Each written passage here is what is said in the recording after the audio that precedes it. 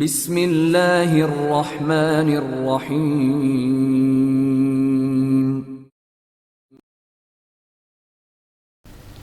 تاتار ڈیگرز Imran series, مصنف مظہر کلیم M.A۔ Madam زاں تیز تیز قدم اٹھاتی ایک طویل اور چوڑی راہداری میں سے گزرتی ہوئی آگے بڑھتی چلی جا رہی تھی۔ اس کے وزن کی وجہ سے دھم دھم کی آوازوں سے راہداری گونج رہی تھی۔ راہداری کے اختتام پر ایک بند دروازہ تھا جس کے باہر ایک مشین گن سے مسلح آدمی کھڑا تھا۔ اس نے مادام کے قریب پہنچنے پر انتہائی مؤدبانہ انداز میں اسے سلام کیا اور پھر آگے بڑھ کر اس نے دروازہ کھول دیا اور مادام زاں خاموشی سے چلتی ہوئی دروازہ کراس کر کے دوسری طرف ایک کمرے میں پہنچ گئی۔ یہ کمرہ چھوٹا سا تھا اور اس کمرے میں موجود ایک کرسی پر ایک آدمی رسیوں سے بندھا ہوا بیٹھا تھا۔ اس کی گردن ڈھلکی ہوئی تھی۔ اس کے ساتھ پول اور دو مسلح آدمی کھڑے تھے۔ آئیے مادام، اس کا نام سلام ہے اور یہ ایک بیکری کا مینیجر ہے۔ اس کی ایک کال ٹیپ ہوئی ہے جس میں ولیدوف کا نام لیا گیا ہے۔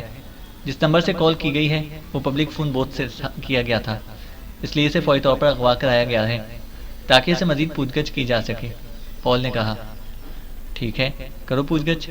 مادام زاں نے ایک کرسی گھسیٹ کر اس پر اطمینان سے بیٹھتے ہوئے کہا اور پول نے ایک مسلح آدمی کو اشارہ کیا تو وہ تیزی سے کرسی پر بے ہوش پڑے ہوئے سلام کی طرف بڑھا۔ ایک ہاتھ سے اس نے اس کا سر پکڑ کر سیدھا کیا اور دوسرے ہاتھ سے اس نے اس کے چہرے پر لگاتار زوردار تھپڑ مارنے شروع کر دیے۔ تیسرے یا چوتھے تھپڑ پر سلام کراہتا ہوا ہوش میں آ گیا اور وہ مسلح آدمی پیچھے ہٹ گیا۔ سلام نے ہوش میں آتے ہی اٹھنے کی کوشش کی، پھر ناکام ہو کر وہ پریشان سے انداز میں ادھر ادھر دیکھنے لگا۔ کون ہو تم؟ سلام نے انتہائی حیرت بھرے لہجے میں کہا۔ یہ مادام زاں ہیں، تاتار سیکشن کی چیف، اور میرا نام پول ہے۔ ہمارے ہیڈ کوارٹر نے تمہاری بیکری پر موجود فون پر آنے والی ایک کال ٹیپ کی ہے جس میں ولیدوف کا نام لیا گیا ہے اور ہمیں معلوم ہے کہ ولیدوف تاتار ڈیگرز کا چیف ہے۔ اگر تم سچ سچ بتا دو کہ کال تمہیں کس نے کی تھی، کیوں کی تھی، اور ولیدوف کہاں ہے، تو تمہاری جان بخشی کی جا سکتی ہے، ورنہ دوسری صورت میں تم جانتے ہو کہ نہ صرف تمہاری ایک ایک ہڈی توڑ دی جائے گی بلکہ تمہارے پورے خاندان کو گولیوں سے اڑا کر رکھ دیا جائے گا۔ پول نے انتہائی سرد لہجے میں کہا۔ ولیدوف اور تاتار ڈیگرز کا چیف؟ اوہ جناب، یہ آپ کیا کہہ رہے ہیں؟ ولیدوف تو ہمارے ہاں بننے والے ایک خصوصی کیک کا نام ہے اور فون کرنے والے نے مجھ سے اس کا تازہ ترین ریٹ دریافت کیا تھا اور یہ بھی پوچھا تھا کہ وہ بڑا آرڈر دے تو کیا میری بیکری اسے سپلائی کر سکتی ہے۔ میں نے اس سے آرڈر کی تفصیل پوچھی تو اس نے 100 کیک بتائے۔ میں نے جواب دیا کہ اس کے لیے ایک ہفتے پہلے آرڈر دینا ضروری ہے اور یہ بات سن کر اس نے رابطہ ختم کر دیا تھا۔ آپ بے شک پوری ٹیپ سن لیں، اگر میں نے ایک لفظ بھی غلط کہا ہو تو بے شک مجھے گولی مار دیں۔ سلام نے حیرت بھرے لہجے میں کہا تو مادام زاں کا منہ بن گیا اور وہ ناخوشگوار نظروں سے پول کی طرف دیکھنے لگی۔ مجھے معلوم ہے کہ یہی بات چیت ہوئی ہے اور تم نے کوئی لفظ غلط نہیں کہا، لیکن میں نے انکوائری کرائی ہے، نہ ہی تمہاری بیکری پر آج تک ولیدوف نام کا کوئی آئٹم بنایا گیا ہے اور نہ ہی گراس کی کسی اور بیکری پر، اس لیے یقیناً یہ ساری بات کوڈ ہے۔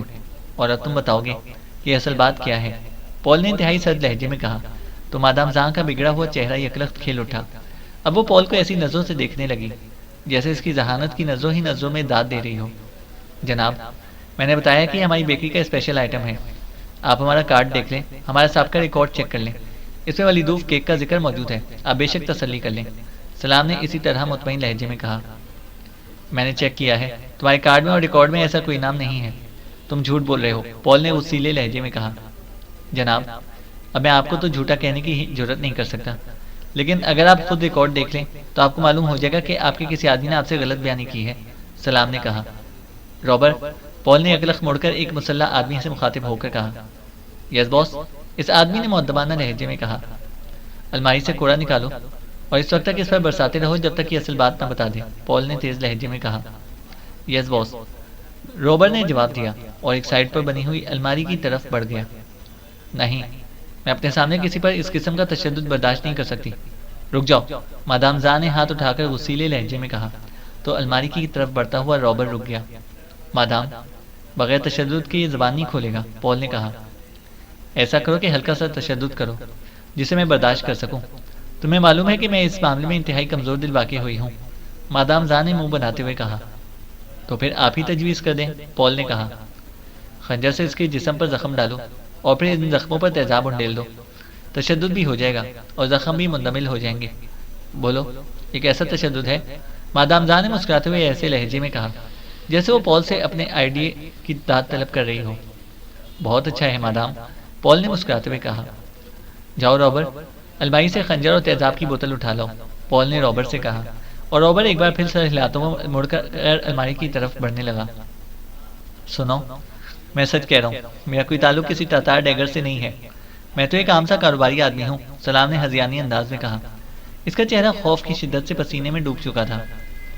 مجھے معلوم ہے کہ تم نے کال ملنے کے فوری طور پر کارڈ میں ولیدوف کیک کا اضافہ کیا اور ریکارڈ میں بھی اضافے کیے، لیکن تم یہ بھول گئے کہ تازہ سیاہی اپنا پتہ خود دے دیتی ہے۔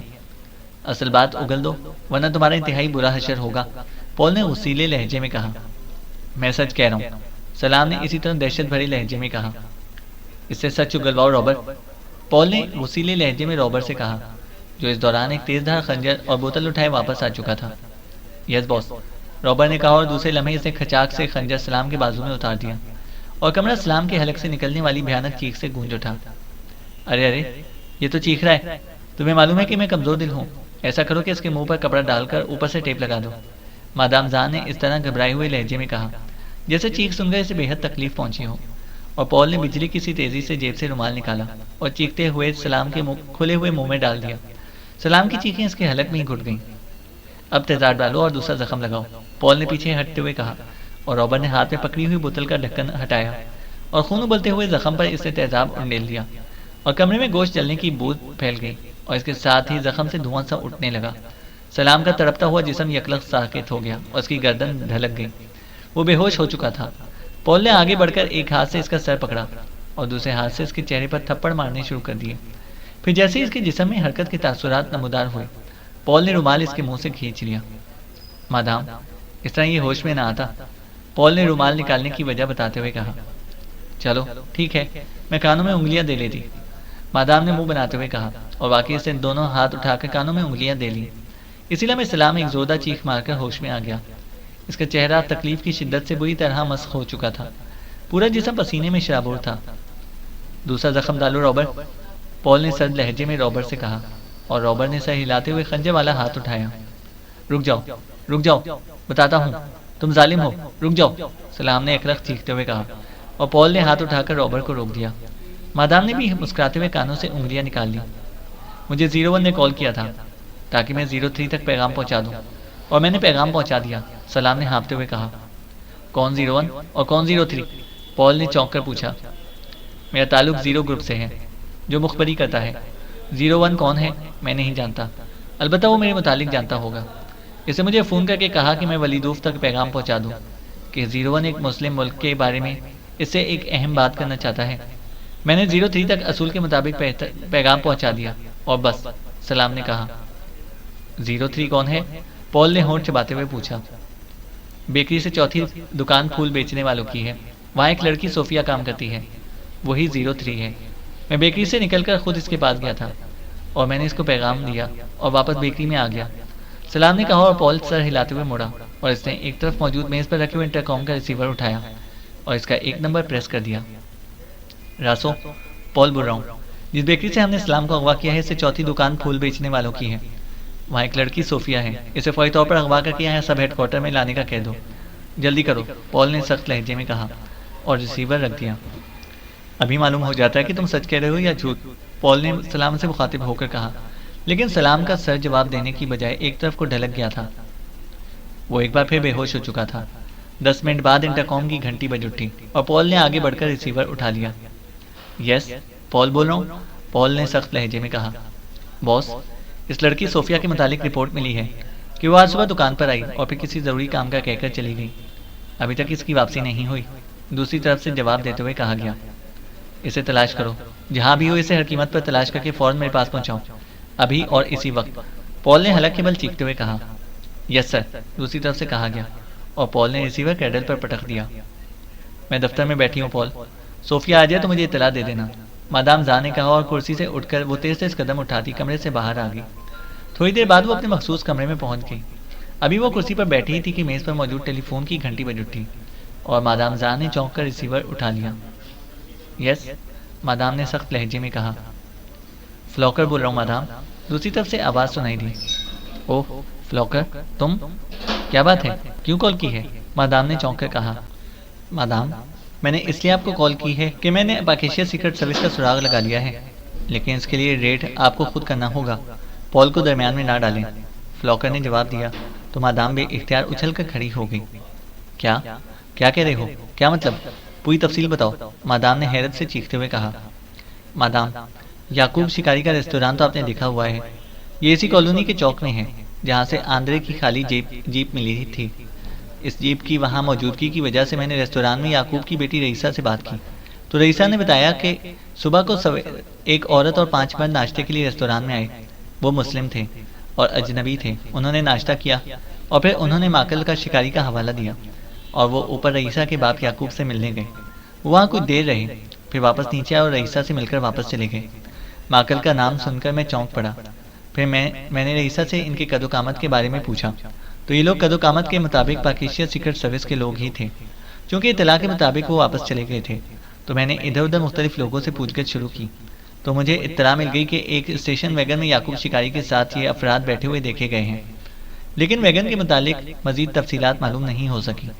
البتہ یعقوب ریستوران واپس پہنچ گیا ہے۔ اس کا مطلب ہے کہ پاکیشیا سیکرٹ سروس کے ان افراد کو یعقوب نے کہیں چھپایا ہوا ہے۔ اگر یعقوب سے صحیح طریقے سے پوچھ گچھ کی جائے تو ان کا پتہ چلایا جا سکتا ہے۔ لیکن آپ جانتی ہیں کہ پال نے یعقوب کو رئیسہ کے لیے شادی کا رشتہ پیغام دیا ہوا ہے اور یعقوب نے پال سے وعدہ بھی کر رکھا ہے کہ وہ رئیسہ کو اس شادی پر رضامند کرے گا، اور پال نے مجھے خاص طور پر منع کیا تھا کہ میں یعقوب اور اس کی بیٹی سے نہ ملوں اور نہ ان کے ریستوران میں جاؤں۔ اگر پال صاحب نے ریڈ کیا تو ہو سکتا ہے کہ وہ یعقوب کا لحاظ کر جائیں، اور میں نے اگر وہاں ریڈ کیا تو پال صاحب ناراض ہو جائیں گے۔ اب آپ جیسے حکم دیں، فلاکر نے پوری تفصیل بتاتے ہوئے کہا۔ اوہ، تم ایسا کرو کہ یعقوب اور رئیسہ دونوں کو اٹھوا کر اپنے اڈے پر لے آؤ، میں خود وہیں پر آ رہی ہوں، مادام نے تیز لہجے میں کہا۔ یس مادام، دوسری طرف سے کہا گیا، اور مادام نے ریسیور رکھا اور پھر ساتھ رکھے انٹرکام کا ریسیور اٹھا لیا اور ایک نمبر پریس کر دیا۔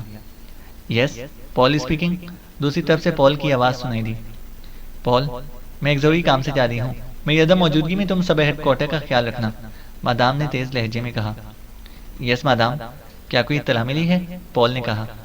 نہیں، ایک اور کام سے جا رہی ہوں، مادام نے کہا، اور ریسیور رکھ کر وہ تیز تیز قدم اٹھاتی دروازے کی طرف بڑھ گئی۔ اس کے چہرے پر انتہائی جوش کے آثار نمایاں تھے۔ اسے فلاکر کی بات سن کر پوری طرح یقین آ گیا تھا کہ اب وہ پاکیشیا سیکرٹ سروس کے اس گروپ کو دوبارہ گرفتار کرنے اور انہیں ہلاک کرنے میں کامیاب ہو جائے گی۔ ٹیلی فون کی گھنٹی بجتے ہی کرسی پر موجود ولیدوف نے ہاتھ بڑھا کر ریسیور اٹھا لیا۔ یس، ولیدوف نے تیز لہجے میں کہا۔ عافیہ بول رہی ہوں، دوسری طرف سے عافیہ کی مسرت بھری آواز سنائی دی۔ اوہ، کیا بات ہے؟ کیا کوئی خاص خبر مل گئی ہے؟ ولیدوف نے چونک کر پوچھا۔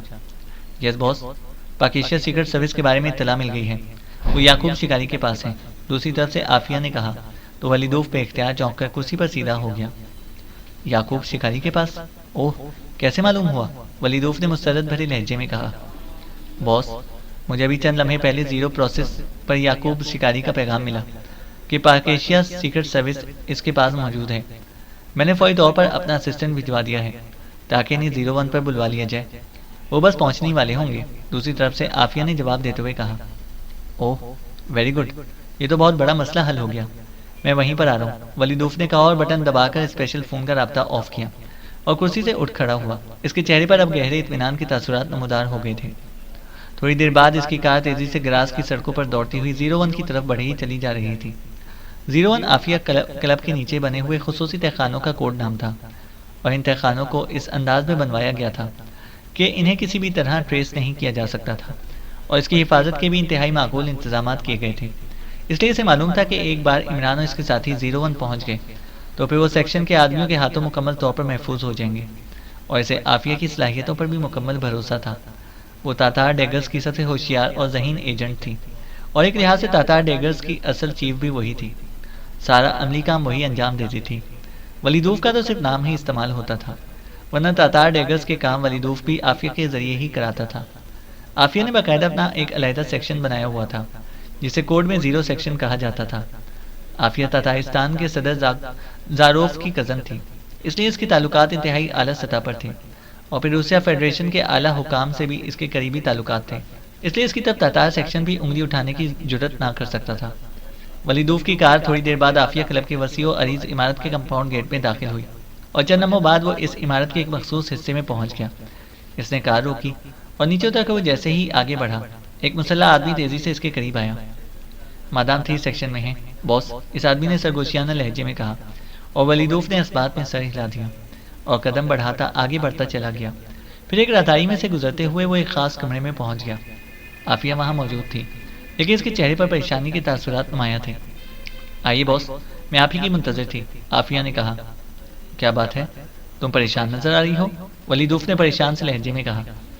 باس، معاملات پریشان کن ثابت ہو رہے ہیں۔ یعقوب اور اس کی بیٹی کو نامعلوم افراد نے اغوا کر لیا ہے، اور پاکیشیا سیکرٹ سروس کا بھی کوئی پتہ نہیں چل رہا کہ وہ کہاں ہیں۔ عافیہ نے کہا تو ولیدوف بے اختیار چونک پڑا۔ اس کے چہرے پر بھی پریشانی کے تاثرات پھیلتے چلے گئے۔ اوہ ویری بیڈ، کن لوگوں نے انہیں اغوا کیا ہے؟ ولیدوف نے ایک کرسی پر بیٹھتے ہوئے کہا۔ میرا سیکشن کام کر رہا ہے، امید ہے کہ جلد ہی معلومات مل جائیں گی، عافیہ نے کہا، اور خود بھی وہ ایک کرسی پر بیٹھ گئی۔ چند لمحوں بعد میز پر رکھے ہوئے فون کی گھنٹی بج اٹھی اور عافیہ نے جھپٹ کر ریسیور اٹھا لیا۔ یس، عافیہ بول رہی ہوں، عافیہ نے تیز لہجے میں کہا۔ مادام، سلطان بول رہا ہوں۔ یعقوب اور اس کی بیٹی کو اغوا کرنے والوں میں نے سراغ لگا لیا ہے۔ انہیں تاتار سیکشن کے ایک گروپ فلاکر نے اغوا کیا ہے۔ فلاکر خود ساتھ آیا تھا۔ وہ ان دونوں کو بے ہوش کر کے ایک ویگن میں ڈال کر راکاس کالونی کی طرف جاتے دیکھے گئے ہیں۔ اس کے بعد ان کا پتہ نہیں چل سکا۔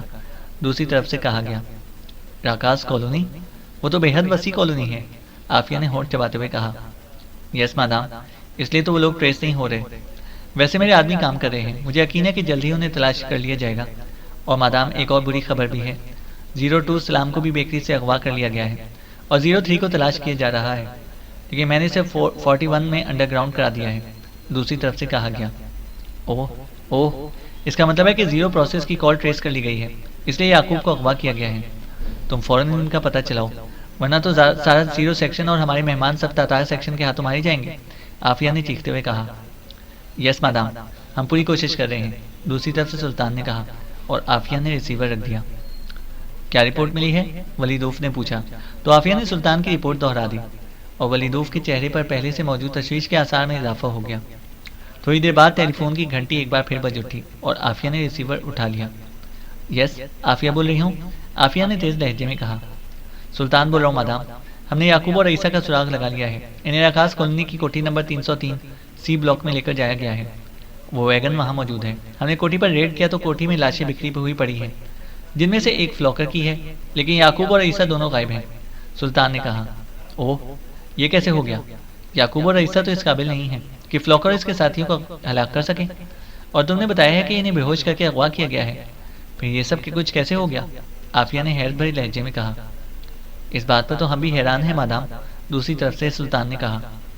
انہیں تلاش کرو، اور ہر قیمت پر تلاش کرو سلطان، عافیہ نے تیز لہجے میں کہا، اور ریسیور کیڈل پر پٹک دیا۔ عجیب، لمحہ بلمحہ حیران کر دینے والی صورتحال سامنے آ رہی ہے، عافیہ نے ہونٹ بھینچتے ہوئے کہا، اور تقریباً 10 منٹ بعد میز پر رکھے ہوئے انٹرکام کی گھنٹی بج اٹھی اور عافیہ نے چونک کر ریسیور اٹھا لیا۔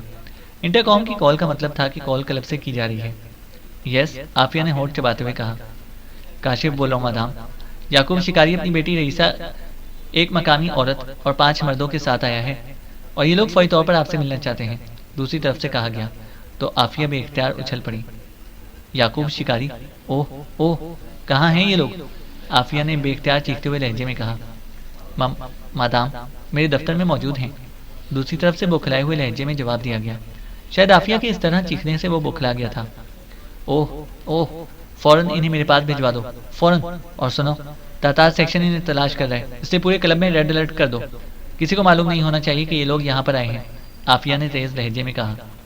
یس مادام، دوسری طرف سے کہا گیا، اور عافیہ نے ریسیور رکھ دیا۔ وہ خود یہاں آ گئے ہیں باس، عافیہ نے ولیدوف سے مخاطب ہو کر کہا، اور ولیدوف کے چہرے پر بھی اطمینان کے ساتھ ساتھ جوش کے تاثرات پھیلتے چلے گئے۔ عمران اور اس کے ساتھی ایک بڑے سے کمرے میں موجود تھے۔ یعقوب ابھی ان کے پاس سے گیا ہی تھا، اور یعقوب کے مطابق جلدی ولیدوف تک بھیجا ہوا پیغام پہنچ جائے گا، اور جیسے ہی پیغام اس تک پہنچا وہ ان سے رابطہ کر لے گا۔ اس لیے وہ مطمئن بیٹھے ہوئے تھے کہ اچانک دروازہ ایک دھماکے سے کھلا اور ایک نوجوان حواس باختہ اندر داخل ہوا۔ یعقوب اور عیسیٰ کو اغوا کر لیا گیا ہے، وہ ان دونوں کو زبردستی اٹھا کر لے گئے ہیں، نوجوان نے اندر داخل ہوتے ہی بکھلائے ہوئے لہجے میں کہا تو عمران اور اس کے ساتھی بے اختیار اٹھ کر رہے ہوئے۔ کون اٹھا کر لے گئے ہیں؟ کن کی بات کر رہے ہو؟ اور تم کون ہو؟ عمران نے حیرت بھری لہجے میں پوچھا۔ میں یعقوب کا بھتیجا ہوں، میرا نام عاصم ہے، میں اسی عمارت میں رہتا ہوں۔ میں تھوڑی دیر پہلے ریستوران کسی کام کے لیے گیا تھا کہ اچانک فلوکر اپنے 5 مسلح ساتھیوں کے ساتھ یکلخت ریستوران میں داخل ہوا اور انہوں نے اندر داخل ہوتے ہی ہوائی فائرنگ کی اور یعقوب اور رئیسہ جو کاؤنٹر پر موجود تھے جھپٹ پڑے۔ ان کے سروں پر ریوالور کے دستے مار کر انہوں نے انہیں بے ہوش کیا اور پھر اٹھا کر باہر چلے گئے۔ میں ان کے پیچھے گیا تو ان دونوں کو ایک ویگن میں ڈال کر لے گئے۔ میں فوراً آپ کو اطلاع دینے یہاں آ گیا ہوں، نوجوان نے تیز تیز لہجے میں کہا۔ فلوکر وہ کون ہے؟ عمران نے ہونٹ چباتے ہوئے پوچھا۔ گراس کا گنڈا ہے، راکاس کالونی میں اس کا اڈا ہے، بہت بڑا گنڈا ہے، میں اسے پہچانتا ہوں، عاصم نے اسی طرح بکھلائے ہوئے لہجے میں کہا۔ تم نے اس کا اڈا دیکھا ہوا ہے؟ عمران نے پوچھا۔ جی ہاں، راکاس کالونی کی کوٹھی 303 سی بلاک میں ہے، عاصم نے جواب دیا۔